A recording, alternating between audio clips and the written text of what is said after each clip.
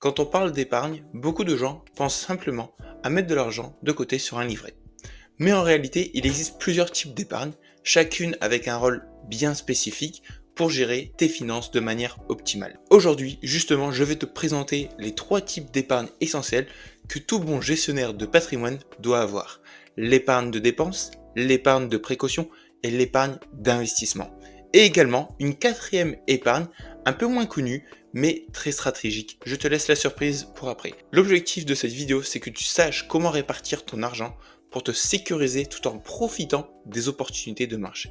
Alors le premier socle sur lequel tu construis ton épargne, c'est ton compte d'épargne de dépenses. Contrairement à une épargne classique que tu mets de côté afin de sécuriser ton futur, ici cette épargne, elle est destinée à être utilisée à court terme. Elle couvre notamment deux types de dépenses. Donc on aura les dépenses dites obligatoires, telles que les loyers, tes factures, ton alimentation, ton transport, etc., etc. Et également les dépenses dites de plaisir, comme les loisirs, les sorties, les achats dits non essentiels. Ces dépenses sont donc essentielles pour gérer ta vie quotidienne, mais pour les maîtriser efficacement et optimiser ton épargne, il est crucial de prendre du recul sur ta situation financière justement. Et pour cela, tu dois commencer par mettre en place un budget. Parce que prendre le temps de faire un budget va te permettre, d'analyser ta situation financière en détail, donc en comprenant d'où vient ton argent et où il part. 2. Identifier les dépenses pertinentes et non pertinentes afin de réduire celles qui ne t'apportent pas de réelle valeur. Et 3. Mettre en place un plan d'action pour augmenter ton taux d'épargne et mieux préparer ton avenir. D'ailleurs, comme tu peux le voir ici sur l'image, je t'ai mis à disposition mon modèle de budget annuel sous cette vidéo. C'est gratuit, il te suffit de le télécharger pour avoir une vue beaucoup plus claire sur tes finances et tes possibilités d'épargne. Ça va justement te permettre de préparer au mieux ton année 2025. Et je compte également sur toi pour me faire un retour quand tu l'auras pris en main et s'il y a des idées d'amélioration à faire, ça peut être toujours intéressant. Parce que ça m'intéresse vraiment de savoir ce que toi tu vas décider de mettre en place pour préparer au mieux ta nouvelle année. En parlant de possibilités, laisse-moi te partager une règle fondamentale pour bien gérer ton épargne, c'est de te payer toujours en premier. Concrètement, qu'est-ce que cela signifie? Dès que tu reçois ton salaire ou ton revenu perçu, avant même de payer tes factures ou de faire tes achats, fais un virement automatique vers tes comptes d'épargne, que ce soit pour ton compte de précaution ou ton épargne d'investissement. Cette habitude garantit que tu mets toujours ton avenir en priorité. Et après t'être payé en premier, là oui, tu pourras réaliser tes dépenses. Et c'est tout l'objectif de l'épargne suivant, c'est l'épargne de précaution. Et cette épargne est indispensable. Pourquoi? Parce que ça va te permettre de réduire ton stress financier. Parce que le fait d'avoir un fonds de précaution te permet d'aborder les imprévus avec sérénité. Donc tu n'as plus besoin justement de te demander comment tu vas couvrir tes dépenses urgentes ou essentielles si un problème survient. Et 2, la stabilité pour tes investissements. Parce que le fait d'avoir une épargne de précaution t'évite de devoir vendre des investissements en cas de besoin rapide de liquidité. On sait très bien que les marchés financiers sont volatiles et retirer ton argent à un mauvais moment peut entraîner des pertes importantes. Donc avec un fonds de précaution, tu peux vraiment laisser tes investissements croître sur le long terme sans pression. Là, la question justement que tu peux te demander, c'est combien faut-il mettre de côté? Alors honnêtement, il y a deux possibilités. La première, c'est en fonction de ton salaire. Donc c'est une règle assez générale qui est le fait de mettre plus de 6 mois de salaire de côté. Mais je trouve personnellement que cette méthode a des limites. Voilà pourquoi il existe une deuxième méthode, c'est en fonction de tes dépenses mensuelles. Par contre, oui, ça nécessite de connaître en amont combien tu dépenses en moyenne par mois. Et là, je te préconise personnellement entre 6 à 12 mois de dépenses de côté. Si tu dépenses par exemple 1500 € par mois et que tu souhaites avoir par exemple 9 mois d'épargne de sécurité, alors ton calcul, ça va être 1500 €, donc l'épargne que tu souhaites mettre de côté chaque mois, fois 9 mois, ce qui équivaut à 13 500 €. Donc ça, ce serait le montant que tu mettrais de côté, donc dans ton épargne de précaution, avant justement de passer à la prochaine épargne qui est l'épargne de l'investissement. Mais juste un point d'attention, si tu as moins de 3 mois d'épargne de précaution de côté, tu es clairement en mode survie et cela peut devenir vraiment stressant parce que tu n'as pas d'épargne de côté et donc ça peut te mettre en danger. Chacun choisit ce qu'il veut mettre de côté. Personnellement, je préfère viser entre 8 à 10 mois d'épargne de côté. Ça me donne une certaine sécurité confortable sans avoir trop de liquidité inutilement immobilisée dans mes livrets afin de pouvoir l'investir justement.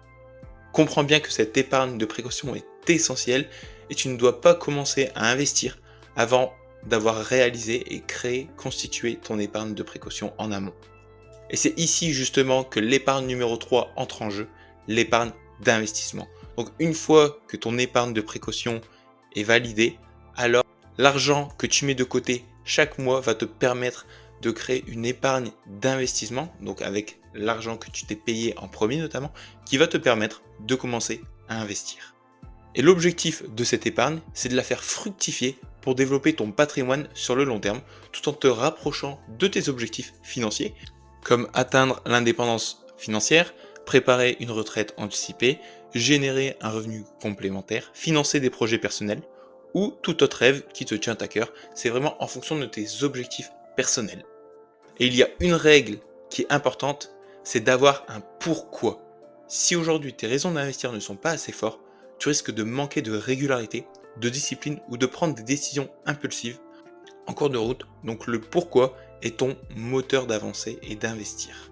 Et pour éviter justement les erreurs classiques et rester constant, il est intéressant de pouvoir automatiser ton processus d'investissement. Et voici comment.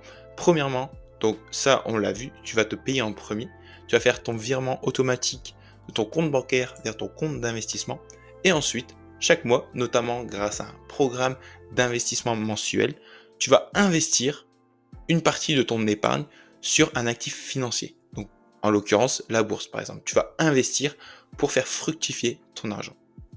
Et de manière périodique, par exemple, tu vas investir 100 € tous les mois. Ainsi, cela va te permettre un gain de temps énorme et éviter de faire des oublis ou de procrastiner. Donc voici un récapitulatif de ces 3 types d'épargne. 1. Tu auras l'épargne pour tes dépenses, pour gérer tes projets et ton besoin au quotidien. 2. Tu auras ton épargne de précaution, qui est ton filet de sécurité pour les imprévus. Et 3. C'est ton épargne d'investissement mensuel pour faire fructifier ton argent et atteindre tes objectifs financiers à long terme.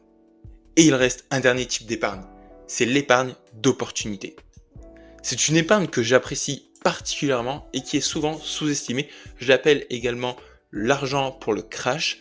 Donc cette épargne, elle est spécifique, elle est là pour être investie en tant que chute significative des marchés en bourse ou lors d'un krach boursier par exemple. Donc ici je te montre sur le S&P 500 deux exemples. C'était pendant la crise du Covid avec une baisse de moins 20% et également avec la baisse de fin 2022 suite à la hausse des taux d'intérêt où là le S&P a connu une baisse de moins 20%. Et donc concrètement, quels sont les avantages de l'épargne d'opportunité ?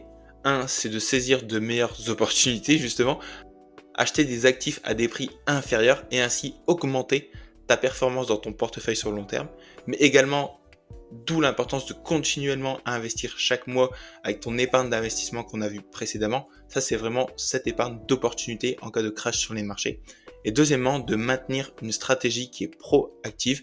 Donc pendant que les autres paniquent, parce que tu verras qu'au moment de baisse, la négativité est tellement présente à travers les médias, à travers les réseaux sociaux, que là, si tu retournes ton mindset et ton état d'esprit par rapport au marché financier, tu sais que sur le long terme, c'est haussier, alors tu vas prendre ton épargne d'opportunité et tu vas l'investir au meilleur moment. Et donc, ça va te permettre de profiter d'une meilleure performance. Et c'est justement ce que j'enseigne à mes élèves, car il y a toute une stratégie derrière, une stratégie qui est investie sur les indices boursiers passives pour développer sereinement ton patrimoine tout en allant chercher davantage de performance sur le long terme.